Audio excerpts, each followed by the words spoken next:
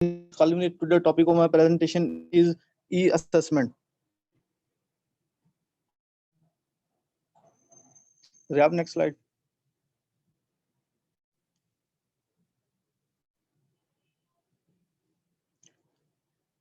By the end of this presentation, should be able to, first of all, define assessment, describe the importance of assessment, describe difference between online versus traditional assessment, list online assessment implementation strategies now, and describe the 4 categories of assessment. Now, how to write learning objective, write measurable learning objective now, and describe the assessment triangle, describe academic issues with online assessment, and this. Next slide.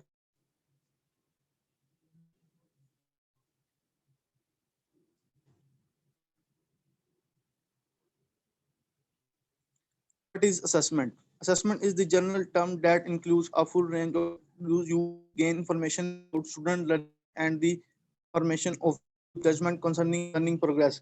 मतलब हम student की कोई भी हम तशखीस वगैरह करते हैं जिसमें तलबा के बारे में मालूमात हासिल करना, उनको सिखाना वगैरह, या उनको कोई भी चीज़ वगैरह हम बता रहे हैं या सिखा रहे हैं, उसके मुताबिक को फुल उसको बताना इस तरीके के बारे में कि ये कैसे हल हो सकता है. It is the way the measure student learn understanding and performance in a course on a particular content across multiple content standard. मतलब भी चीज हम जिस असेसमेंट के बारे में समझा रहे हैं उसके बारे में उसका जो बात वगैरह है वो अपने पास होना चाहिए, या उस रिलेटिव हम जिसको असेसमेंट के स्टूडेंट वगैरह को समझा सकें. So आप next slide. Online versus traditional assessment.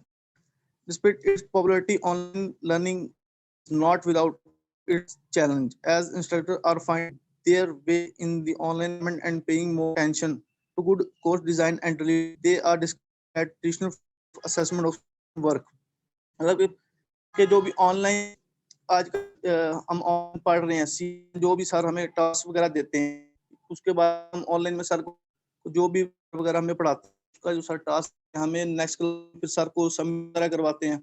जो भी इससे पता चलता है कि ऑनलाइन क्लास में सर हमसे क्या वगैरह करवा रहे हैं, क्या वगैरह होती है. ऑनलाइन में सर किसी से भी क्वेश्चन वगैरह कर सकते हैं कि मैंने जो प्रीवियस पढ़ाया वो क्या पढ़ाया. तो कोई क्विज कर सकते हैं सर, क्वेश्चन पूछ सकते हैं, टेस्ट वगैरह ले सकते हैं क्लासरूम में ऑनलाइन में. Next slide.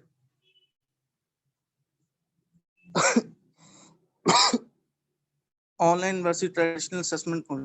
Online traditional assessment can be similar, but implementing them online, especially it for the first time, require ample planning. मतलब कि ऑनलाइन जो होती है काम जिससे हमें टाइम मिलती है सर वगैरह की, जिससे हम अपने कोई भी काम का जो जिस पे हमने करना है उस पर हम प्लानिंग वगैरह करते हैं, रिक्वायर होता है, स्पेशली सर जो हमें वगैरह बताते हैं. Ideally, the assessment process inform the teacher and the learner about learner progress, and at the same time contributing process in theory good assessment.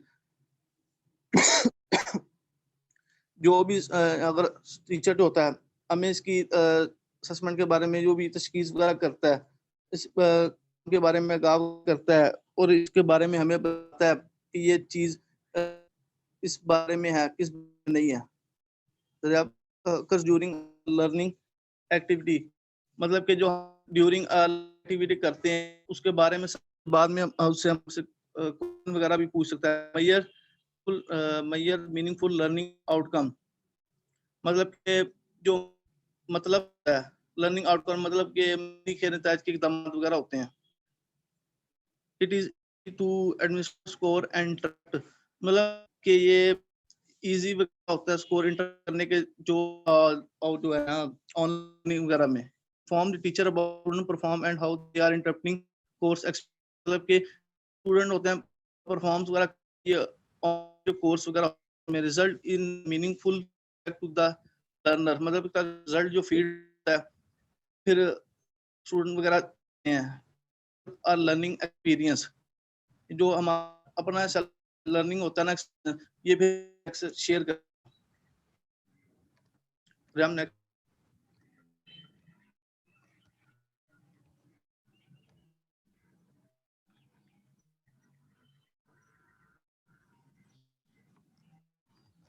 कर दिया, नेक्स्ट क्या? ये स्लाइड नहीं,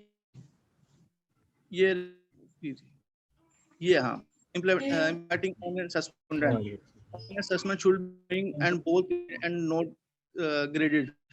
मतलब ऑनलाइन असेसमेंट होता है, शुड बी गोइंग होता है, ये ग्रेड के मुताबिक और नॉट ग्रेड के मुताबिक। Online assessment should involve student collaboration, मतलब असेसमेंट में कोलैबोरेशन इसमें अहमियत वगैरह रखते हैं। Online assessment should have a technical, मतलब ये ऑनलाइन जो होता है सिस्टम में डिफिकल्ट वगैरह भी आती हैं, जिससे वगैरह को भी समझ कुछ आता है कुछ नहीं आता, जिसकी वजह से ये ऑनलाइन डिफिकल्टीज वगैरह आती हैं। मेरा सर ये हो गया। नेक्स्ट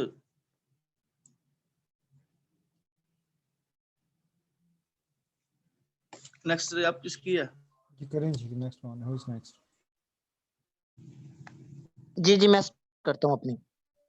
ओके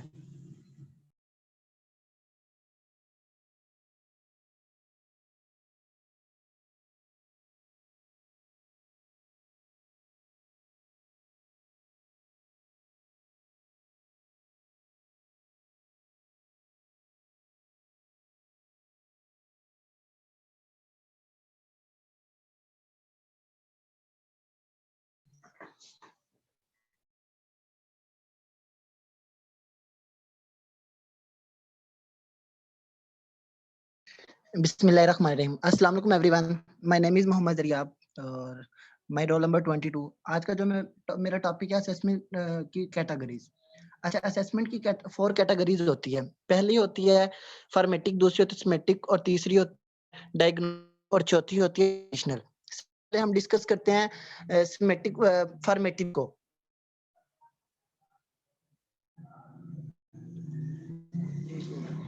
हाँ, सबसे पहले हम करते हैं फॉर्मेटिव को, ठीक है। बेसिकली फॉर्मेटिव जो होती है ऑनगोइंग एक्टिविटी होती है, इससे से फीडबैक लेते हैं आप, जो प्रोग्राम हो रहा होता है, मतलब टाइम प्रॉब्लम बिगिन डेवलप, ताकि इम्प्रूवमेंट हो सके लर्निंग के अंदर, टीचर्स की भी इम्प्रूवमेंट हो सके, एंड की भी इम्प्रूवमेंट हो सके। फॉर्मेटिव के आप बताते हैं कि बेटा ड्यूरिंग लेक्चर बताते हो आप ड्यूरिंग लेक्चर में बच्चों को बता रहे होते हो कि ये हमने पढ़ा है और आज का काम ये है, अब हम नेक्स्ट पे ये पढ़ेंगे, और इस समेटिव में हम फॉर्मेटिव में हम ये करते हैं। समेटिक जो होती है वो बिल्कुल एंड पे होता है, एंड ऑफ द चैप्टर्स पे हम लोग करते हैं। एंड ऑफ द चैप्टर्स पे हम करते हैं ये, मतलब कि जब चैप्टर का एंड हो जाता है, ये यूनिट का एंड हो जाता है, उस टाइम हम ये मतलब के करते हैं।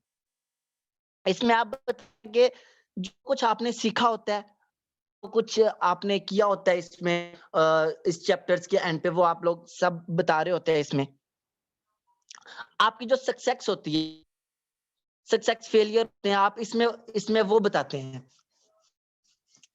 किस हद तक बच्चे ने, हम लोगों ने ऑब्जेक्ट अचीव किए हैं, और इसमें क्या कुछ हमने पढ़ा है और क्या कुछ सीखा है, और इसमें ग्रेड्स का भी बताते हैं। यहाँ पे हमारा चैप्टर एंड हो जाता है, मतलब कि हमारा टेस्ट होता है या हमारा मिड टर्म्स होता है या फाइनल है, उस पे एंड पे हम ग्रेड साइन कर रहे हैं कि बच्चे ने इतने मार्क्स हैं, इस बच्चे के इतने मार्क्स हैं, ये इतना ग्रेड है।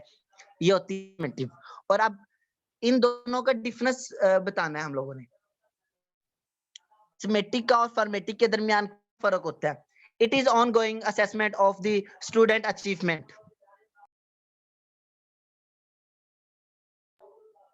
स्टूडेंट जो कर रहा होता है ना, उसके दौरान मतलब कि स्टूडेंट ने किया होता है, मोटिवेशन हो रही होती है स्टूडेंट की, वो चीजें हम इसमें बताते हैं। और फॉर्मेटिव में हम बताते हैं the final assessment of the student achievement, मतलब फाइनली हम उसको कर रहे होते हैं स्टूडेंट को कि उसको क्या ग्रेड देना है, उसके कितने मार्क्स लगाने हैं।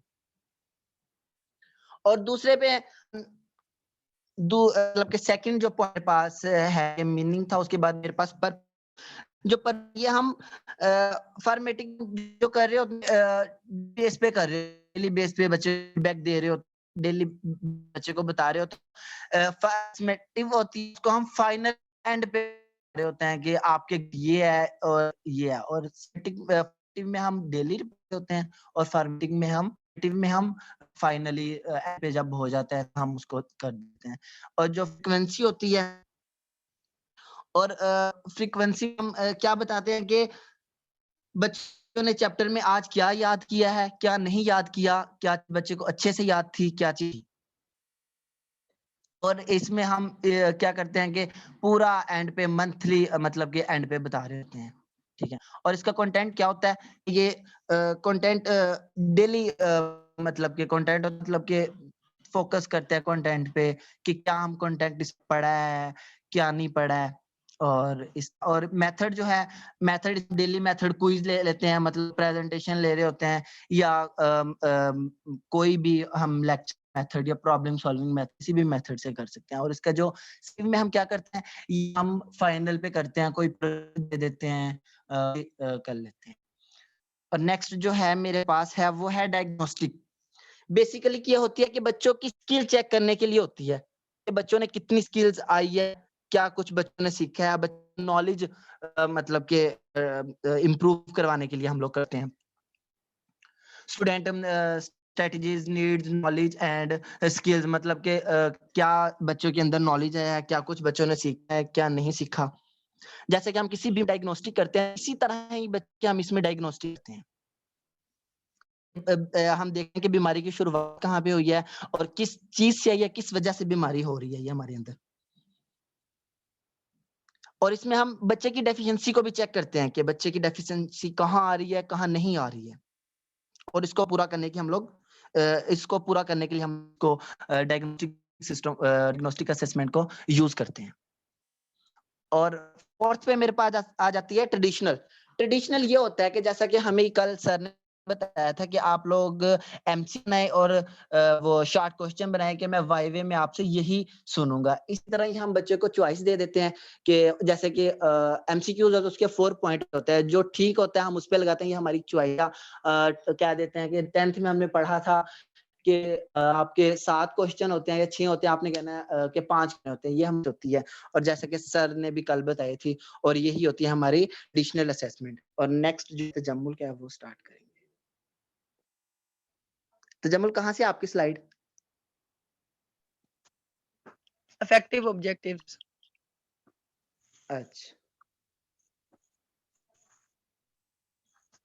स्टार्ट करो। अस्सलाम वालेकुम स्टूडेंट्स, मैं topic e assessment. So then effective are consistent with goals of the curriculum. जो हमारे गोल्स होते हैं ई असेसमेंट के थ्रू, जो हमारे गोल्स हैं, हमारे रोजमर्रा के काम या उसमें हम जो हमारे गोल हैं उनको हम इस तरह मुतवातर तरीके से काम दे रहे हैं, मतलब उनके साथ हमें एक दफा कंसिस्ट रहना है। नेक्स्ट है क्लियरली स्टेटेड। क्लियरली स्टेटेड होता है कि हमें पता हो कि कौन सा काम किस तरह करना है। कि हमें एक इबारत आती है, क्लियरली स्टेटेड एक इबारत दी है। फॉर एग्जाम्पल हमें टॉपिक है प्रेजेंटेशन के लिए आते हैं कि उसमें बताते हैं कि ये वाला जो टॉपिक है हमने इसके रिलेटेड प्रेजेंटेशन, इसके अलावा किसी और की नहीं कर। क्लियरली मेजरेबल में हमें इस चीज के बारे में पता होना चाहिए कि किस काम को हमने कितना करना है। मतलब कि चैप्टर के मुताबिक बताया जाता है कि ये लेकर यहाँ चैप्टर है, तो उसके चैप्टर है, इसलिए हमें जो बताया जा रहा है वहाँ तक हमने उस चीज को करना है। Appropriate for the level of the learner. हम जो ई असेसमेंट के थ्रू हम जो स्टूडेंट्स को पढ़ाना चाहते हैं वो उनके लेवल को, उनके अप लेवल को, मतलब हम किसी मिडल जो क्लास है उसको हम पढ़ा रहे हैं तो उनका मटेरियल है वो मैट्रिक लेवल को वर्ती होता है। लाइक इम्पोर्टेंट चीजें जो होती हैं हमें कुछ अलहदा चीजें या उन्हें नहीं पढ़ानी चाहिए, मतलब मेंटेलिटी के रिलेटेड ही हमें चाहिए। अगर कुछ स्टूडेंट होते हैं वो ओवरली पढ़ लेते हैं और कुछ होते हैं जो नॉर्मली इम्पोर्टेंट चीज पढ़ते हैं। Next slide please. एग्जाम्पल आगे आ जाता है फिजिकल एजुकेशन। इफेक्टिव इफेक्ट होता है कि हमने इसमें खाली सुनना होता है कि वो क्या। Students will be able to listen to direction and while sitting still and not touching any equipment with warning. इस बता रहे हैं कि स्टूडेंट्स इस काबिल हो जाते हैं कि वो किसी चीज में हिले बिना एक एक्शन में सुनते हैं और सामने देखकर किसी चीज को टच किए बगैर अपनी जो स्लाइड उन्हें उभारते हैं, उन वर्क है कंप्लीट कर सकते। साइकोमोटर होता है, इसमें हम साइकोमोटर सारा सिंपल ही बता रहे हैं ये हमारी के रिलेटेड। इसमें students will be able to demonstrate kick a ball toward times. क्योंकि हम इसमें एजुकेशन के बारे पढ़ रहे हैं तो में 5 रहे हैं कि एक बार हम अगर अपनी को बेहतर करना चाहते हैं तो हम 5 to 8 बॉल को किक करें। जरा आप स्लाइड ठीक कर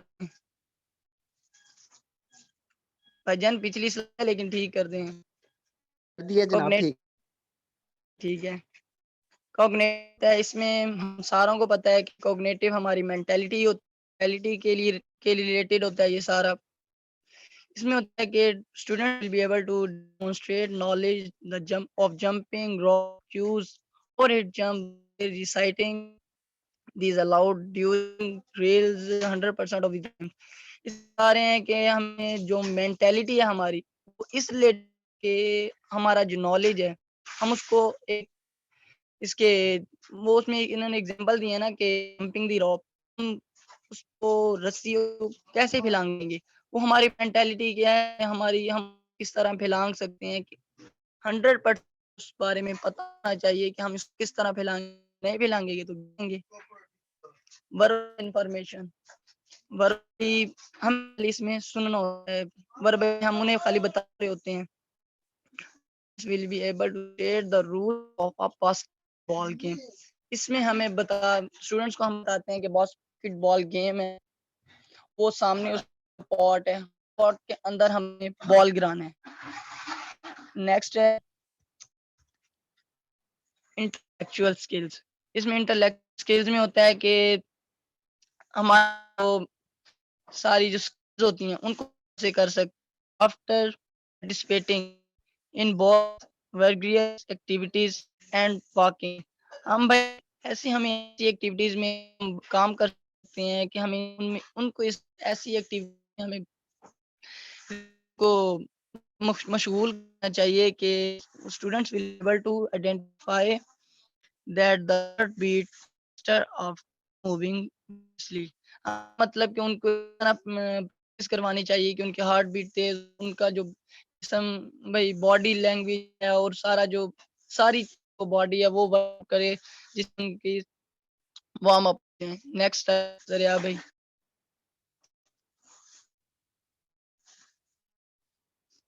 assessment and what does this mean।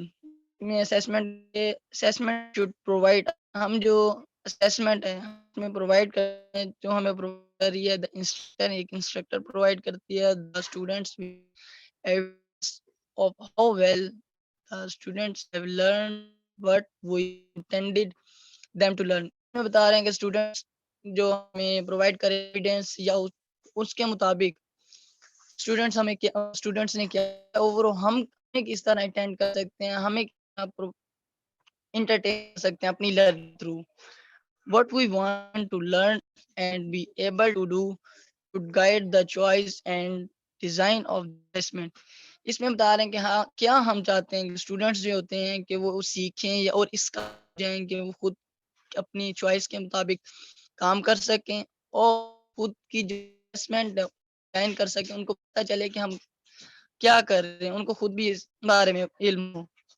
There are two major reasons of judging assessment with learning objectives।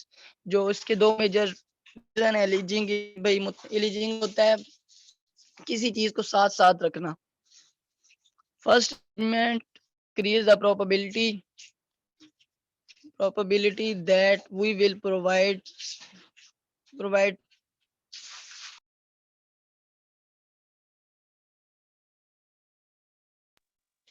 alleging probability that we will provide student with the appropriate to learn and practice the knowledge and skills that will be required on the various assessment we design. इसमें हमें बता रहे हैं students की ability है उसको किस तरह डिजाइन कर सकते हैं, उसको हम उनको इस तरह की हमें अपॉर्चुनिटीज हमें उनको प्रोवाइड करनी चाहिए कि वो उसके लर्न कर सकें, उनकी मेंटालिटी इसके मुताबिक हो कि वो अपनी लर्निंग है उसको इनहेंस कर। सेकंड वन है assessment objectives are alleging good grades are likely to translate into good learning. Second one है हम अगर उसके उसके जो ऑब्जेक्टिव्स हैं हम उसके असेसमेंट कर सकते हैं, उसको हम साथ साथ रख सकते हैं तो उसके जो गुड ग्रेड्स हैं और मोरली मतलब हम ज्यादातर देख लें तो ट्रांसलेट करके तो गुड हम जिसको सिंपल वर्ड्स में कह सकते हैं। नेक्स्ट स्लाइड कर दो भाई। What does this mean continued? There are many different activities that can be used to assess students proficiency on given learning objectives. इसके बारे में हम बता रहे हैं कि जो स्टूडेंट्स की जो बहुत सारी एक्टिविटीज हैं उसके एक्टिविटीज के स्टूडेंट असेस करने की के लिए जो एक्टिविटीज हैं उसके बहुत सारे डिफरेंट वे हैं जिससे हम उनकी जो कैंसी होती है महारत कि मतलब हम उनकी महारत को किस तरह असेस कर सकते हैं, डिफरेंट वेज होते हैं और and the same activities can be used to assess objectives और इसी तरीके से उनके जो एक्टिविटीज या उनके जो मकासद होते हैं उनके बारे में हम असेस कर सकते हैं। To sure more accurate assessment of student purification नहीं proficiencies to ensure more accurate assessment of students proficiencies हम भाई उनकी जो असेसमेंट होती है हम उनकी महारत बिल्कुल भाई तरीके से अगर हम टेस्ट करना चाहते हैं तो it is recommended that you use different kinds of activities। ये हम पर है कि हम उनको किस तरह की एक्टिविटीज देते हैं जिससे so that students have multiple ways to practice and demonstrate their knowledge and skills। के इसके बाद हम उनको एक्टिविटीज रिकमेंड करते हैं उनमें कौन करते हैं उसके मुताबिक इसके पास डिफरेंट या मल्टीपल वेज होते हैं जिसको अपनी नॉलेज के उसको डिमॉन्स्ट्रेट करते हैं। We will learn about different activities during the centurious of this lesson। centurious piece of this lesson होते हैं कि जो जब लेसन पढ़ा रहे हैं उसके जो हम वक्त आ जाता है मिड आ जाता है तो उसके बाद कौन सी डिफरेंट एक्टिविटीज या ऐसी चीज यूज करते हैं के बारे में जितना उन्होंने पढ़ लिया है लर्न कर सकें। deciding on what kind of assessment activities use is helpful in the mind following।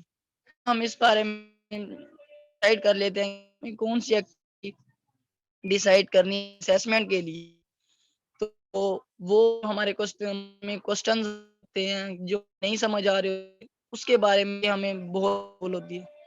Next Uzair भाई।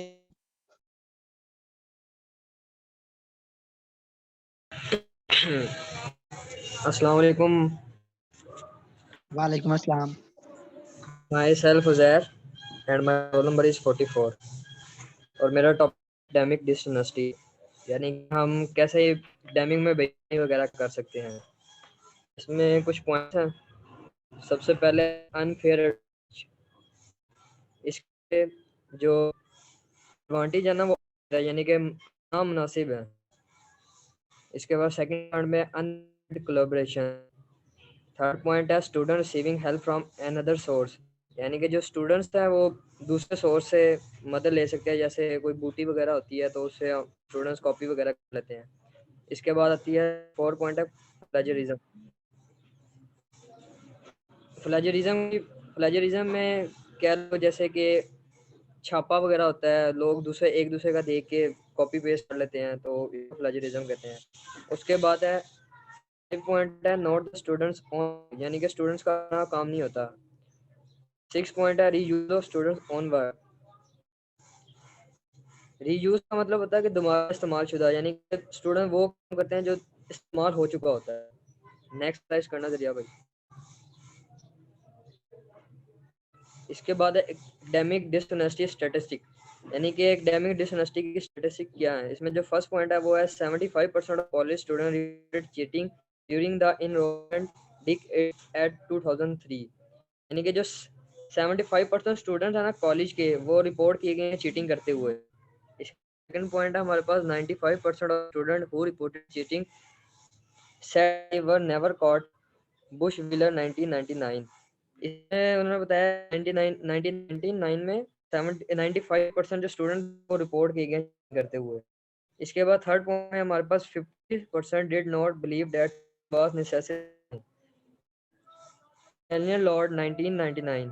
इसमें 50% ऐसे मानने वाले थे कि जो चीटिंग है ना वो जरूरी नहीं है। उसके बाद 4 पॉइंट है increases with the age of the student up to, क्रीज ने कहा था 1999 में, यानी उन्होंने बताया था कि जो स्टूडेंट्स है ना उनके साथ जो जब स्टूडेंट की एज बढ़ती है ना तो उसके साथ चीटिंग भी इंक्रीज होती रहती है। नेक्स्ट करना।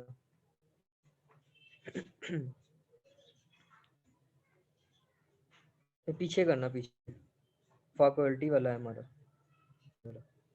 इसके बाद हमारे में faculty and student definition. Faculty का मतलब होता है काबिलियत, कुवत, और स्टूडेंट की डेफिनेशन को कैसे डिफर किया है। Student see it help each, यानी कि स्टूडेंट की मदद करते। If most are doing it और have a copy of the test they think it's is okay, यानी कि अगर कुछ कॉपी पे हैं तो वो समझते हैं कि सब कुछ ठीक है, हमारा सब कुछ सही है। अगर मिसाल 10 नंबर का क्वेश्चन है तो स्टूडेंट समझता है कि 10 के 10 नंबर ही कर लिए हैं। इसके बाद आता है if it is not for a grade it is cheating, ना जब वो ये कहता है ना कि मैंने जो किया वो मेरे सारे के सारे नंबर मेरे पूरे आएंगे, तो इसका ये मतलब नहीं होता कि ये ग्रेड भी हमारे हो गए और ये चीटिंग हमारी सही होगी। इसके बाद पॉइंट है and page is not cheating, ठीक है। हम जैसे कहते हैं कि चीटिंग करने की अकल की जरूरत होती है, बाज लोग होते हैं कि अपने सामने वाला का देखते हैं यार इसने जैसा लिखा हम वैसे ही कट कर उसको ही अपनी पेश कर लेते हैं कि ये सबका सब ही है। इसके बाद हमारे पास आखिरी पॉइंट है इसका, reusing the own word is not cheating, कि अगर हम अपने पास से कुछ लिखना चाहें तो वो चीटिंग नहीं होता। Next last slide, reason for dishonesty, इसकी रीजन क्या, किस वजह से ये नहीं होती है। सबसे पहला पॉइंट है लैक ऑफ रिसर्च, लैक यानी कि हम स्टूडेंट्स होते हैं ना रिसर्च वगैरह करते हैं, अपना मटेरियल खुद ढूंढ नहीं सकते।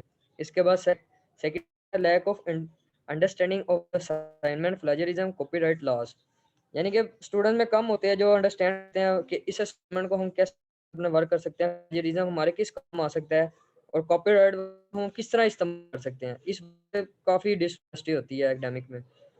थर्ड पॉइंट है did not understanding it was cheating, ये नहीं पता चल रहा था कि जो चीज हम नो कर रहे हैं वो चीटिंग है या नहीं है।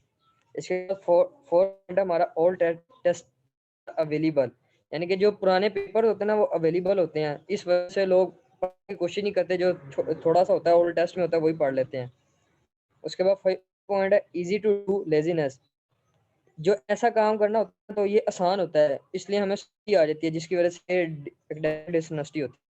इसके बाद सिक्स पॉइंट है स्टूडेंट डिड नॉट लेट और nothing to prevent cheating and और डिस्ट्रक्ट टेक एक्शन, यानी कि अगर जो इंस्ट्रक्टर होता है ना इतना मायने इतना वो करता तो बच्चों को छोड़ देता है, ये एक्शन नहीं लेता, बहुत कम एक्शन लिए जाते हैं। इसके बाद स्कॉलरशिप कंपटीशन, और जो स्कॉलरशिप कंपटीशन है उसमें कंपटीशन स्कॉलरशिप वाली में। इसके बाद जो लास्ट पॉइंट है वो हमारे पास है faculty do not recognise it, जो हमारी फैकल्टी यानी कि हमारी काबिलियत होती है उसको रिकॉग्नाइज नहीं करती। Thank you.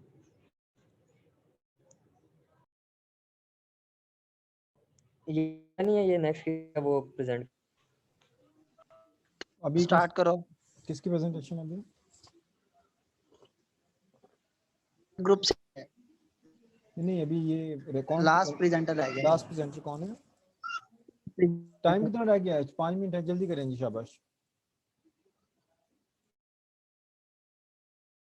मीटिंग में तलहा मीटिंग है सर।